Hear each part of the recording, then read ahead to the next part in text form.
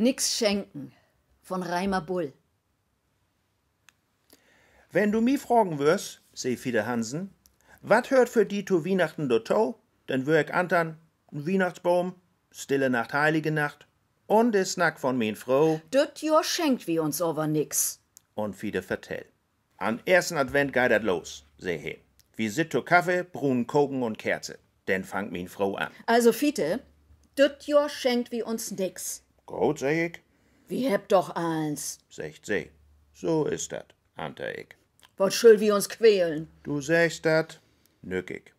So trink wir unseren Kaffee, eet Brunnen koken, puste Kerz ut und sind uns ähnlich. An zweiten Advent. Wir sit zu Kaffee, Brunnen koken und 2 Kerzen.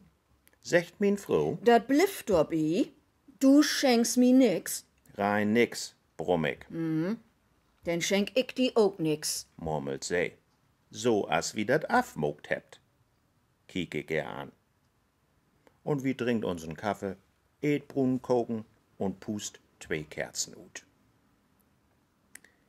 An dritten Advent. Kaffee, Brunnen koken, 3 Kerzen. Kiekt min Frau mi Archdenkern an. Ich will doch nicht sitten, heft nix und du schenkst mi wat. Kein Gedanke, rob ich. Du kriegst nix. Also nix? Likas Weihnachten is? Just dorum, sag ich. Na schön. Antert sie, trinkt ern Kaffee, it den Koken und pust 3 Kerzen ut. Den Dach für Heiligabend kümmt min Frau min Beten zu vergnügt für.